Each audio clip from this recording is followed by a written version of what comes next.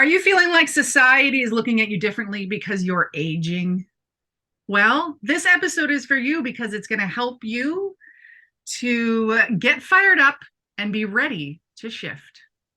Hello, lovely dynamic women. Welcome to the Dynamic Women podcast. I am Diane Ralston, your host. And today we have, I want to call you a legend if I can, Linda Edgecombe. Welcome, Linda. It's great to be here.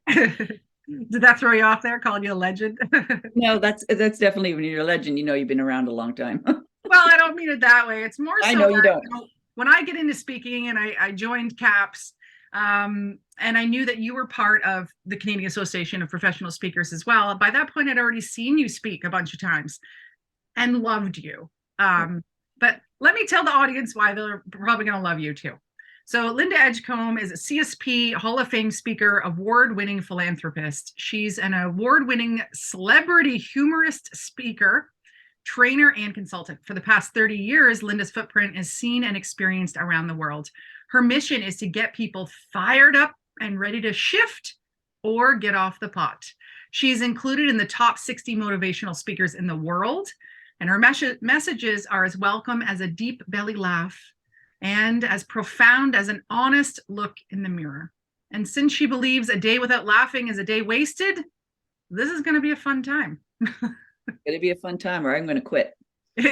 Yeah, so just to recap, make sure everybody knows, this episode is called Aging Wildly in a World That Wants You to Calm the F Down. Love it. I love that title. It's great. I do too. That's why I was like, let's go with that today. So tell us a little bit, Linda, just like, first of all, what pushed you to have a title like that, Aging Wildly? Well, as a woman who is 62 right now, most of my life, I'm a very opinionated person, have always been. I also have a very wonky sense of humor, which I sometimes use to deflect, as a lot of people do as well. And I've used it to, well, it has really boosted my career for sure. But because I have opinions and because I have a strong feminist look at the view of the world, and I've been shushed so many times in my life that, and as I've aged, my voice has gotten louder. My opinions have gotten stronger. Yeah. And, I don't have much of a filter, so I'll try to keep part of my filter on because I do cuss a lot, but I'll not do that today. But so I react without even thinking, especially if someone says, and he, I go, and she, like, I go automatically to that. So I'm tired of being shushed. I'm tired to be told to calm down. And as women, we have been socialized and raised that, good women who are feminine, because I've been told I'm pretty masculine and I run a lot of masculine energy, that we keep our mouth shut and let the men do the talking. And as a female in our business, professional speaking, I've been told by meeting planners all across the globe that most audiences, maybe it's started to change probably in the last 10 years, but most audiences prefer to hear the opinions of a man over a woman. And so that also fires me up. I'll be honest with you, it ticks you off. And Gloria Steinem, who when I became a feminist, when I literally became a card-carrying Gloria Steinem feminist, her favorite quote, "The truth will set you free, but first it's going to piss you off," is a big part of what I even speak about, because I do as a speaker, I do want my audiences to get triggered a bit, and I say that, and I said this when I was in front of the CAPS group speaking, that our treasures are in our triggers. We just have to not just respond with a judgment, and try to keep in a curiosity mindset.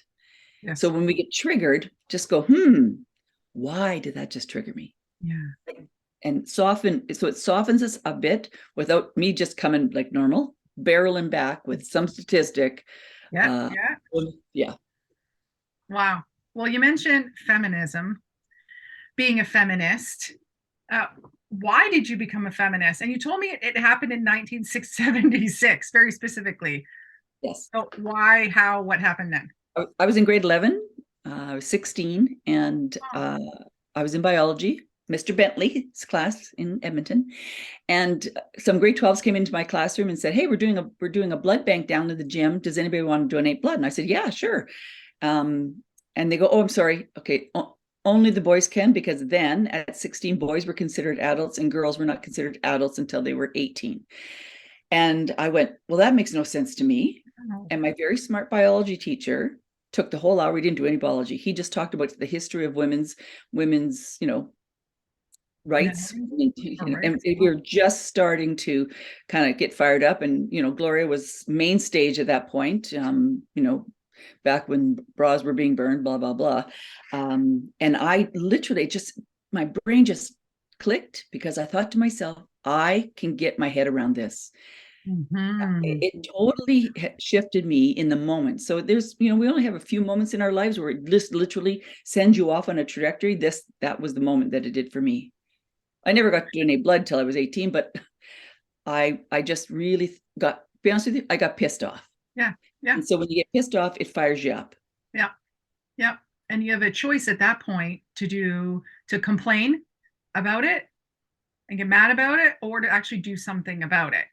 Yeah. So would you And say to be honest with you, I thought for sure, because I was only 16 at the time, we're changing this. And unfortunately, a bit has changed, but not enough. It's just that's 40. How old am I? I can't do the math. 40 plus 45 years yeah, ago. yeah, And we're still, anyway. So yeah. I love the title. Like I told you earlier, I want to write a book on it because I just there's a lot of sort of terms out there. I saw one recently, aging, not quietly, aging Gracefully, gracefully. aging gracefully. Yes.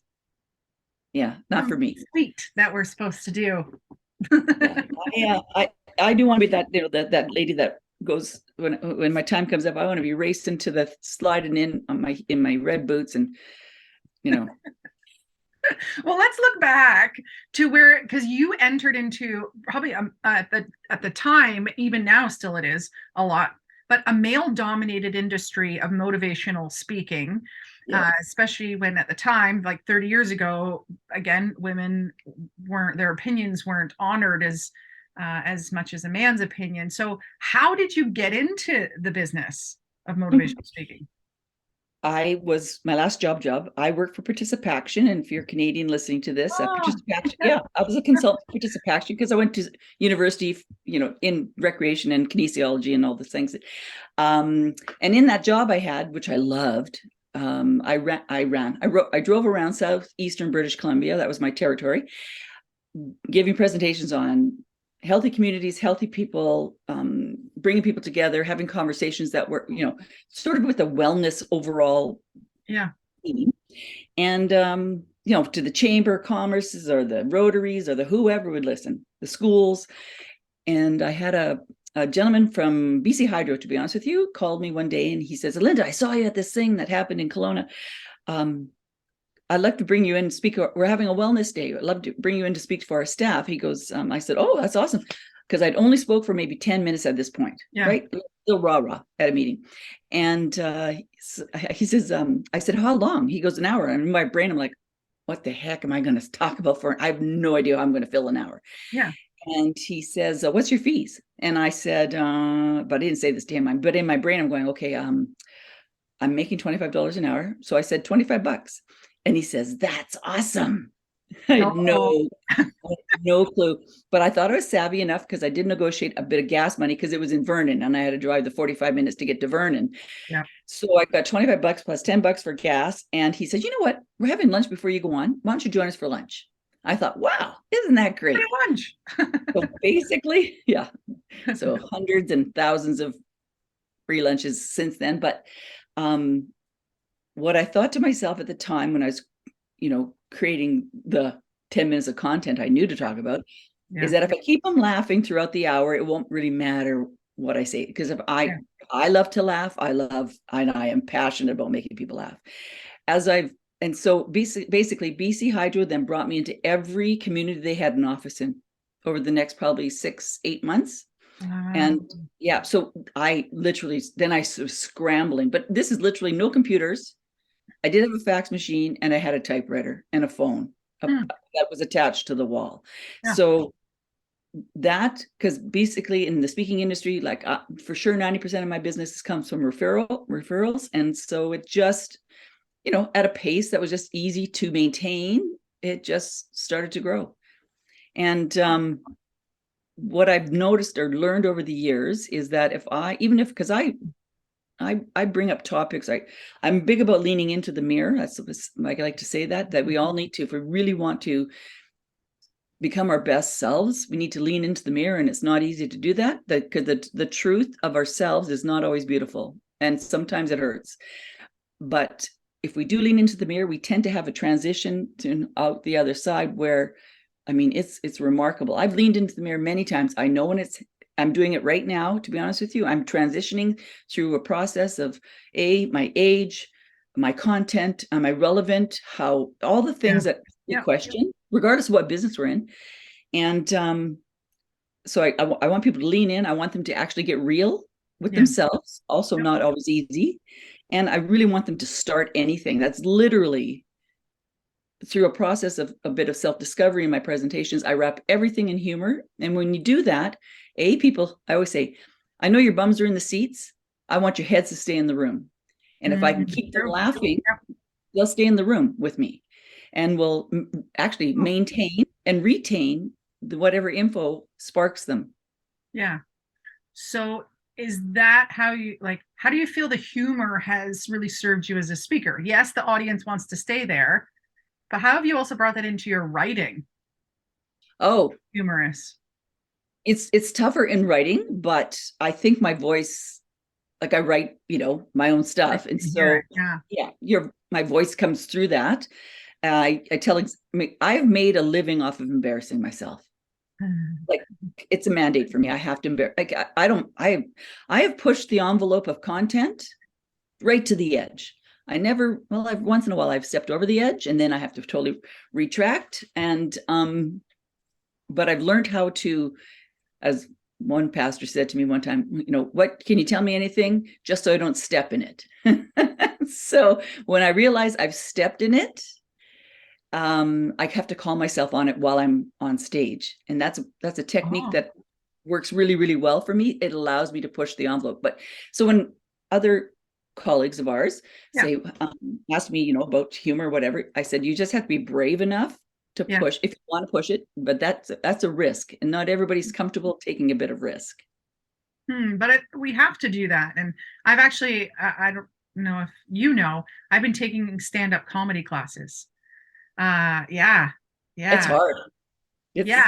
I have 2 shows coming up though, so I have to figure it out. And it's definitely having me push, because I'm professional and I'm put together, and then I can be a bit crass on the other side with the jokes. And you're very candid in your talks. Over the years, I've seen different ones from you, and you are candid about the different ways you're feeling and being, but also about your mental health journey.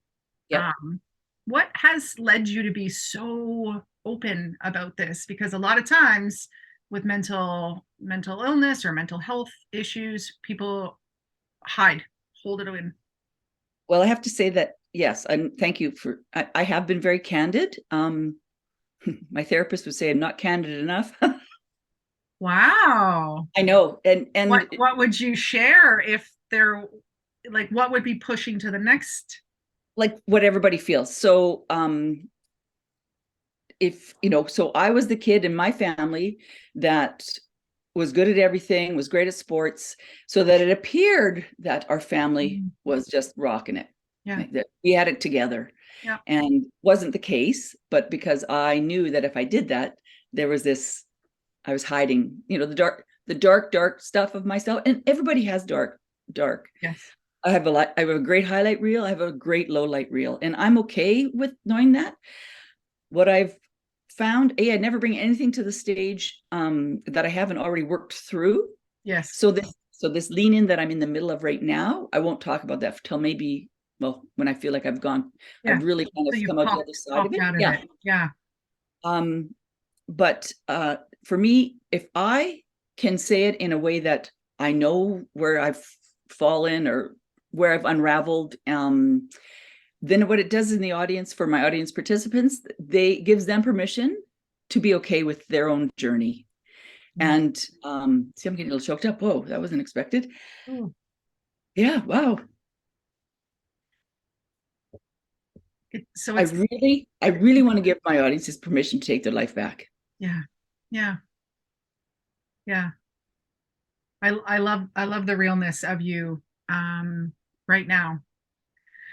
In the way that what you do really matters, right? It really matters. And this is the resonance that I hope all of you listeners get into, where you care so much about what you're doing and you're in such resonance and energy in that like soul gratifying space that you know what you do matters, that you have this moment like Linda's having where it's like, oh, okay. Yeah, this is important. So Maria, my therapist, and I've had various therapists over the years. Anyway, she's amazing. The best I've ever had. What she holds me accountable to do, because I'm really good at deflection, is that when that just hit me, and I looked down at a piece of paper so I wouldn't actually go into really what's going on there. She would have walked me through what was going on there, what I was really thinking about. But what she's taught me is I just stayed quiet to feel it. Yeah. Versus I could have really got in there and I could have said something funny to cut that off. Yeah. And I didn't. So something's working. Yeah. And listeners, I think the two key things that you have to learn from a master in speaking is, on the humor side, push the envelope, push it just that little bit further. And then in being candid about your own life, do it when you've moved through it. Yeah. Yep. The two sides of things. Nice. You know, I really, really believe that our experience, sometimes I say the experiment, but our experience with COVID, on the plus side, has given us the opportunity to talk about it more. Oh, yes. Because so many people struggled through the last 3 years, mentally, emotionally, physically. We just got stagnant. And I really appreciate the opportunity from stage to be able to say, you know what, I have turtled so much. Turtling has become my go-to when I'm feeling overwhelmed. And what Maria's told me, she goes, you know, this is, so I've withdrawn. I've lost a bit of spark. I've lost some of my courage. And it's my goal that I'm going to push the courage and spark button as much as I possibly can over the next year on myself. But I know I'm not the only one. And so I like the opportunity of saying that to an audience. And so that people, again, can go, okay, me too. I can do that too. But what Maria actually says to me, she goes, okay, if you're going to turtle, you have to put a time limit on it. Yeah. She goes, 20 minutes. So if you're going to go lay in bed and retract and avoid, great, no problem. Do whatever you want. Want to watch part Netflix, 20 minutes, and then get back at it. So that you don't just totally retract and stay retracted. Yeah, because it's harder to get out. That advice, and that advice it gives me permission to do it without guilt. Yeah. And then I go, okay, get your crap together, Linda. Let's get back in front of your computer. Yeah, get back to it. So you're honoring it, but then you're moving through it. Yeah, and beyond. And then I find the action that you do take helps you to feel better. So it's also energy. So if you have these beautiful women listening to this podcast, every time I look at my business and think, oh gosh, I wish I had more of this, or I wish I had better that, or whatever. When I come back and add some energy, not just picking up the phone and looking for a sale, but add energy, that's whether it's clean up my desk, whether it's reach out to a few people, that energy, it's like magic, but it's not. That energy creates energy, and it's like magic. then the phone starts ringing. Then it happens every time. Every January for 30 years, I'm looking at my calendar. Some years, 0 on the books. A lot of years, 0 on the books. And some years, a few on the books, and some years, lots on the books. But when I get down to it, first couple weeks of January, and I reach out to a few people, the phone starts ringing again. So retract, put a time limit on it, and then get back to putting some energy into what it is that you are going into. Yeah. So you dealt with going into the speaking industry with sexism. Oh, totally. My God. Then if you want to, I will share with you my experience of being on our national board a couple of times. And but it's not everybody's favorite topic. And believe me, lots of people in our industry that are colleagues today, I pushed a lot of buttons because it was so sexist. Yeah. And I'll just say it. So when my first time I was on the board, and I'd gone to a CAPS meeting or the national conference, they have the Hall of Fame. I don't know anything. I didn't even know what the Hall of Fame was, but they have the Hall of Fame. And up to that point, everyone on the panel, in the Hall of Fame were men. So what I said the next morning we had our board meeting, I said, what, I'm making it a goal. I was probably 8 years in my business.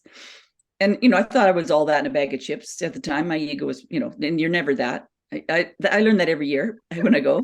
But I said, I'm going to make it a goal of mine. I made an announcement. I want to go after being a member of the Hall of Fame. I said, but what's the criteria? And I said, because I can't, they didn't say what now they say the criteria. Because what I can tell with the criteria is you have to be a guy and you have to be from east of Winnipeg. And it was crickets. It was crickets. So that was my first step into ticking off the men. Pushing the boundaries. Yeah. So I've been I've been a pest in that department for a long time, to be honest with you. And you know what? Someone's got to step up and say something sometimes. They're obvious. Yes. So in aging wildly in a world that wants you to calm down or be quiet or, I just said, nah, buck stops here. Yeah. I got nothing to lose. Well, it's served you well. Yes. You've been in the industry for over 30 years. You've had a lot of success. You said you get 60% plus of your bookings come through referrals. Yeah. So it's you've done the work and you've earned it. But what's been the secret sauce to keep you going? Because a lot of people, it's not an easy industry. You can come in and be chewed up and spit right back out. So how have you been able to last and still be performing well? Yeah, that's a great question. I would say, without a doubt, what's kept me in the business is that I am humorous. That I've gotten way more serious in my content.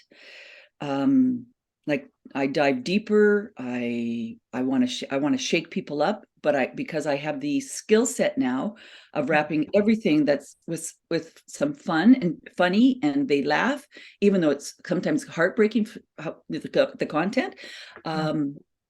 I've maintained relationships with people. I've never wanted to be a high maintenance. This is my judgment.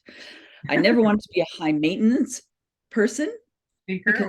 Yes, and there's a speaker with needs that are a little bit too muchy, in my opinion. Again, it's my judgment.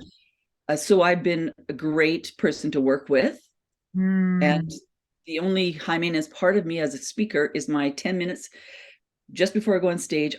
My sound, my slides, all my AV has to be totally in place, and then everything I just let it go. Okay. So I make sure that's in place. Lighting, sound, and my technology, and then I got no complaints. Yeah. And so being easy to work with, I think, is something I touch base with, especially my ongoing bureaus that continuously work with me. And it's not even a bureau that works with you, by the way. If you're a speaker listening to this, it's a person in the bureau that works with you. Because most bureaus are, especially the bigger ones, have many, many, many staff and many, many salespeople that work. I have relationships with people within a bureau. It's not really the bureau. the Yeah. whole bureau. Yeah, Yeah. that's where you maintain relationships. Oh, well, with my And also one more thing, and consistently bring back phenomenal feedback. Key. and that's the humor, and that's you relating to your audience. Yeah. So I was recently just speaking because I asked my bureau, so why is it you a couple of people in my bureaus, why is it you keep booking me or putting my name forward? Like, what how are you selling me? I wanted to figure it out. Yeah. And Marty said to me, she goes, well, I sell you when people want content, but they want to be, it's like probably 50% you have a message, but you are very entertaining. Yeah. Not just full on comedian. Yes. But you have a message that's resonating with them. And so then the goal of for whatever business you're in, my goal is to create content that will help their staff or members, shine better. And so I know that humorous has been secret sauce for me. Yeah. And my other secret sauce, which I'll talk about at the national conference, is knowing how to call yourself out when you've probably screwed, when you mess up. Yeah, I learned that from at an NSA conference many, many, many years ago. Amanda Gore. That's where I learned that technique, because she talked about some uncomfortable topics, and she says, this is how I talk about uncomfortable topics, is that you just call yourself out. You can see it on their faces anyway. You can see when they're like, if I said something that's a little push, and I say, I can tell I've just ticked off a few people.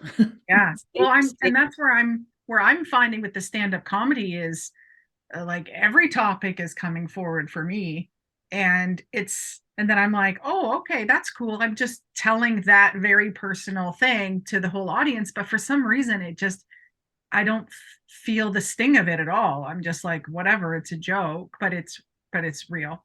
It's real. Now, let's switch to the actual audience that you speak to. Yeah. You have a favorite type of audience? Oh yeah. Like people that like to laugh, but is there a specific one? Nurses for sure, number one, and then anyone in healthcare, because it's not all nurses in healthcare. Because nurses, anybody in healthcare these days, well, has been for forever, right? It's just massively amplified right now. Yeah. They have great sense of humor. They have dark sense of humor, because that's how they survive the days that they are dealing with, everything from birth to death and everything in between. So the first time I spoke at a nurses conference, it was emergency room nurses, which are even wonkier, because they see that crazy every day, like there's a comedy show, just a nurse should be a comedian. Yeah. But I always ask my audience, so how left of center can I take my humor? Because I want to see how conservative they are. I always ask, how conservative is your humor? And so she says, Linda, you go so far left that you're right. I said, okay. She goes all the way back around. Let her rip. So technique that I use now on stage is I get up on stage, and I usually will, as I say, I lob one out there. And if I see the audience laughs, like I even call them, I say, okay, that was about a 70% laugh at that joke. Now in my head, I'm wondering, should I pull back or should I just keep going with the humor? So you guys I literally ask them for permission, and they never say, no, be boring. Yeah. They just give me permission. They say, bring it. Bring it. So it's just a technique to get permission to be how I want to be anyway. I love that. And I do it very quickly. Yes. Yeah. In the presentation. Yeah. That's cool. Yeah. The getting permission part, I think, is important.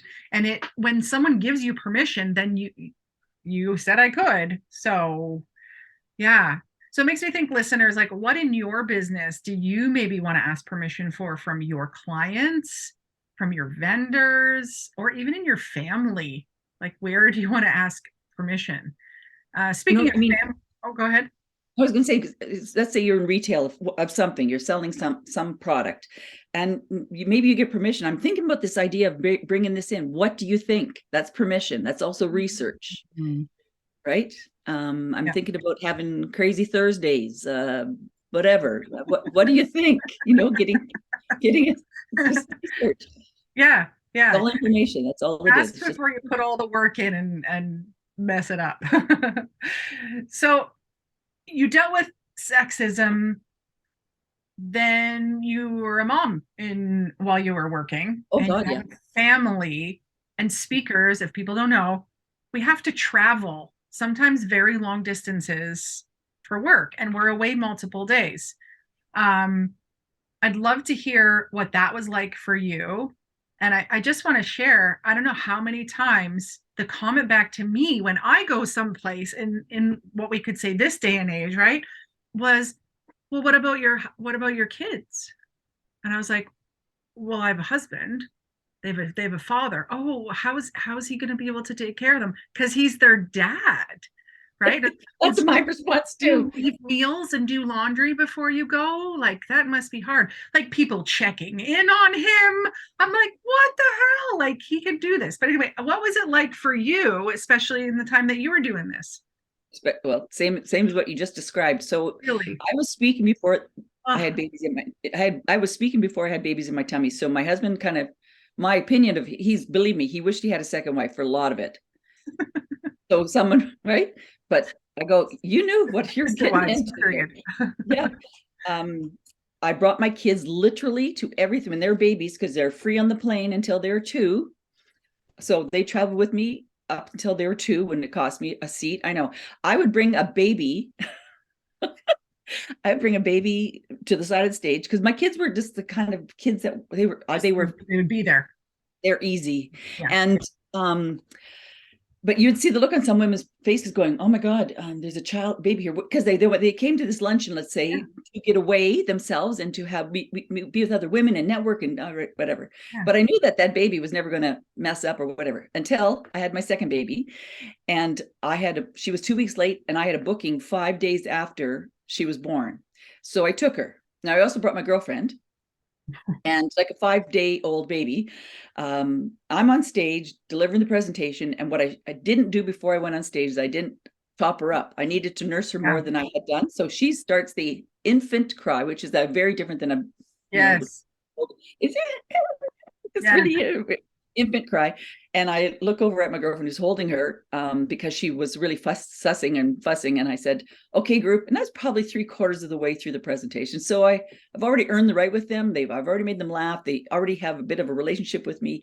I said, I can either put her on or I have to wrap it up here. And so I said, just give me, I didn't do it in front of them. I went and got her, put a blanket off stage, blah, blah, brought her back on stage. She was under my little blanket. And I sort of leaned on a little stool and literally after that, people were walking down the halls. It was at the Jasper Park Lodge. People were walking down the halls going, oh, there's the breastfeeding speaker. Oh, there's the breastfeeding speaker. And I also wrapped up this particular convention and the room just was packed. And I go, nope, they're not coming out this time.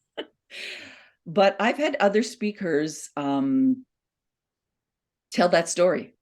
So I've told that story on stages before, mostly because back in the day, when it was an extremely male-dominated industry, I was at a CAPS meeting, and one of the speakers that day said they think they were talking about difficult situations. They go, and one gentleman said, he's still a member, he goes, oh my gosh, I was at a convention, and the woman in the front row was breastfeeding. I'm thinking, oh, for God's sake. I mean, she didn't have her breasts out. She just was breastfeeding her child. Anyway, so I thought, what the hell? But I wouldn't tell any of our cast members for the longest time. Wow. I kept that a secret for the longest time because I just didn't want the judgment. Yeah. You don't want to be known for that. You want to be known for your great speech that you delivered. Yeah. Not the fact that you had a baby on your boob. But so I became, as the girls got older, yes, I had nannies. Someone had to get them to school. Kevin, my husband, runs a big company. And yes, he was there every night, of course, doing the thing. And I definitely had some guilt of being a mom that's on the road, and had lots of judgment about that. But I became a beanie baby mummy. So the airports know when you're a guilt-ridden parent that travels, I bought so many Beanie Babies that I had to make holders that they hung on their, I mean, so many Beanie Babies. And I wanted to do a workshop. This is the last time we had at the same hotel we're going to this year's CAPS convention. I organized a breakout session on what's it like being a parent who travels. And I had a few men and a few ladies who were also sort of, I wanted to talk about women in the industry and what it's like being a woman with children. Yeah. And how do we handle that? So anyways, I also brought my oldest daughter, Chloe, who was 16 at the time. That's a lovely age. Anyway, and so she was part of the panel, and we talked about, whatever, difficult travel, blah, blah, blah. And at the very end, Chloe stands up. She goes, okay, everybody, just calm down. She says, yeah, my mom's been on the road. She's influenced us as her daughters immensely. We're fine. we're doing great. And so it was just so great that she said that to them and to me. Yeah. Don't panic. But men get very different. Like when Kevin was taking care of the kids, I'm going, oh my gosh, Kevin's amazing. I'm going, he travels too, but when he travels, I'm not getting, oh my gosh, Linda's amazing. No. Because you're just doing your job. You're doing what you were built to do. Yeah. So I want to talk about your charity. And then I want to jump into just what you can tell fellow, and I put quotes around it, aging gracefully women. Kind of your tips for them and your tips for, like, I'm considered middle-aged now. And I'm noticing not just changes in myself, but changes in how society deals with me. So I want to jump into that after we talk about your charity, because this is amazing. So just tell us right about all about it. My charity is called Her International. It used to be called I Win. I don't know why we changed the name to Her International. So my girlfriend is a teacher. She's now retired. She was working in Nepal with teaching and doing some training or whatever. And she said, Linda, so many girls in Nepal, but in lots of countries around the globe, including our own, get trafficked. Yes. And we're talking girls, that get sold into bonded labor or the sex trade, or between the ages of, hate to say this, 6 and 12, because after 12, the family tends to marry them off. Then they become the help of the boys' family. And she says, but you're in front of audiences all the time. If I give you some scarves from Nepal and you sell them, maybe we can raise $200-300 and we can buy a few of these girls out or prevent them from getting into it, because some of the girls come home and some of the girls don't come home. And I said, sure. So I took a bag of scarves that she brought home one day and off to an event. I was in Ontario for the first one I ever sold, told a little bit of the story. That's all, just a teeny bit of the story. I tell more of the story now when I present, and boom, everything on my table was gone. I went, whoa, that was easy button. Yeah. So ever since then, that's 15 years ago, I have literally sold hundreds and hundreds of thousands of scarves. And we've rescued thousands and thousands of girls and multiplied the moms groups we've started, the vocational centers we've built, the classrooms we've built, the washrooms we've built, the computer labs we've opened. I mean, I always say, when you think you can't have impact on a small slice of the planet, I call it choosing a slice of the planet, you absolutely can. But it's just been something that has grown and grown and it shifted completely. I'll be honest with you. When my husband, he came to Nepal with me because he bought me a ticket. I thought, oh, I don't think I can go by myself. I'm too nervous. And I bought him a ticket, and then he was like, oh, and he's a builder. So he said, we can do something here with these classrooms, because we were rescuing so many girls at the time. The classrooms are so overcrowded and they're so tiny. Yeah. And he's got a great, he's a linear thinker. He's a great leader. He's driven our charity in a completely different direction. That's been amazing, that I would never. So I'm happy to be the scarf lady. That's what I'm known for. I'm the scarf lady. Yep. But and so since then we've expanded into Canada, of course, and we're still going strong in Nepal, just working with marginalized women and girls, because that's what fires me up. And I can tell when I speak, when I get to this part of I call it contribution or choosing a slice of the planet, because it is really so important for all of us, no matter what business you're in, listening to this, that we give back somewhere, somehow, Yes. for no other reason, that you'll never get repaid for. That in itself will make people more attracted to your business and you, and it changes you as a person. Doesn't have to be the slice like I chose. It could be right outside your door. It could be in your community. It could be across the globe. There's lots of places to choose a slice. Yeah. And when I talk about this stuff in my audiences, it gets really quiet real quick. And the comments that come back is like, they really want to know more about the charity. They want to find out more about charity. Yes. And I make a joke because I have to, I talk about the story, the kids, the girls, and I say, so the truth is, I'm not really a motivational speaker. I'm a scarf saleswoman with a long sales process. And they laugh, and then they come buy a scarf. Yes. And I'm guessing my listeners too are going to be like, yeah, well, what was that name of that? And how do I get a scarf? And how do I support this? So we'll make sure that we share the link for more information. And so it's on my site under About Linda, social responsibility. Awesome. Yeah. We'll make sure that is there. Now, you also have a gift for our audience. Yes. Yay. If you'd like a copy of my latest book, Breaking Busy, Finding Peace in the Chaos, it's downloadable right off my site. So if you just go to my homepage, and it's just lindaedgecombe.com, or as my dad would say, Google her. He also says that I have more, pardon me, I'm going to swear here. He says, because there's hundreds of thousands of things that come up, right? Yeah. He says, you got more shit than Shinola, Linda. But he also says, how do I find you on the WW? So go down. Not called the WW. Yeah. Anyways, on my homepage, at the very bottom of the page, awesome. Click on it. It'll give you options of which format you want to download it. It's an e-copy, electronic copy of the book, whether you want it on your Kindle or whatever format, and it's there.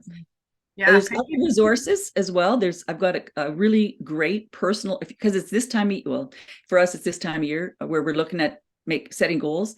And I've got a personal audit that's quite robust, that you can just go down through all the parts of you and make some decisions on what parts do I want to put some energy towards. And I also have a workplace audit that you could, if you have a team, or whether it's a big team or a small team, that everybody in your staff could do this audit. And I call that a launch pad for you to have a conversation about what do we want to work on as a team in our work moving forward.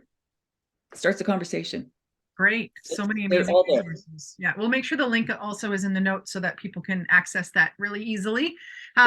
So let's kind of close on what's the message to these women who are told to age gracefully, told to calm the F down, and they're facing ageism everywhere they look? Well, first of all, make a decision. And the majority of us don't make a lot of decisions, because that's one thing that we never really were taught, how to make decisions. And so if you're not great at making decisions, and I have a few sisters that don't like making decisions, so they hover. And so if you're a woman who, whatever age you are, make a decision, you want to make a slight change. So just make a decision and start. If you need practice making decisions, start with some easy decisions. What do I want for supper? Make a decision. What movie do I want to watch? Make that decision. What do you want to watch? No, just make the decision. Okay.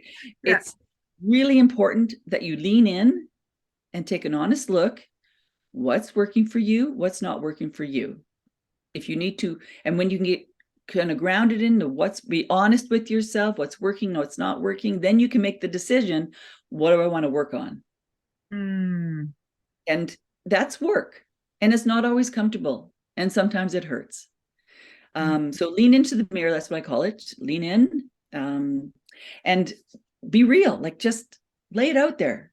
It's funny. I look at all my journals. I've got so many journals going all the time. The stuff I'm working on, I've been working on my entire adult life. Yeah. I write down the same things. Anyway. And the truth is, majority of the planet doesn't start anything. So we stay right here. It's called a flat line. It's not bad, but it's not great. We change nothing. So if I could shake you, I would say, start anything. Start with your desk, start with your purse, start with your car. Because clarity needs space. You need to create spaces for ideas to land. And so we need to declutter lots of parts of us, physically, mentally, emotionally, get stuff off the plate so that the beautiful ideas and the energy that it takes to step into doing something slightly different, I literally mean just move on anything. Tie your shoes on. If you need to move your body more, tie your shoes on right now and walk out the flipping door. And even if you only have 10 minutes in the tank, go 10 minutes out, 10 minutes back. It's okay. It's 10 and make it 15 next time, whatever. Just start anything. That's the action piece, so that we don't just hover and then it's 50 and then I'm 60 and then I'm 70. Yes. So, be gentle, and be graceful with yourself, be kind to you. But if it's your voice and your opinions that you've been harboring and holding, well, that's a lot of weight to carry around, because what builds then is resent and anger, and believe me, when I started getting like angry, like not a great Linda look, because I wasn't at the time mentally capable of having a real, respectful, difficult conversation with whoever that I needed to do that. Yeah. Right. That's what I'd say. Lean into the mirror, be real with yourself, and just move the dial slightly for yourself. Take some action. Amazing. Well, this has been such a joy, Linda.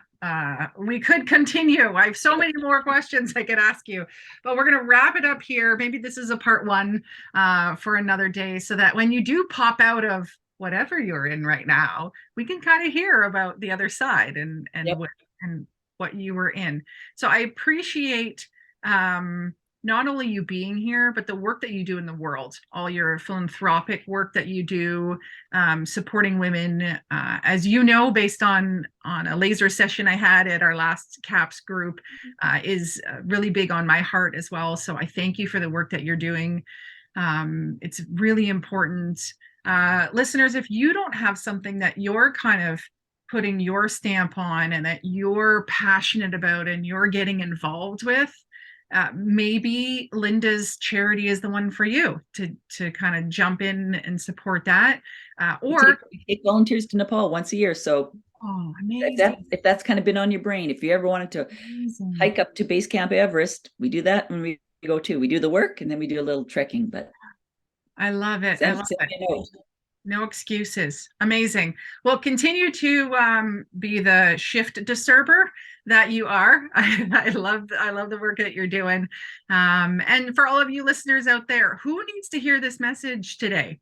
Please share this with them and write a comment like, what are the things that really stood out for you that Linda was saying?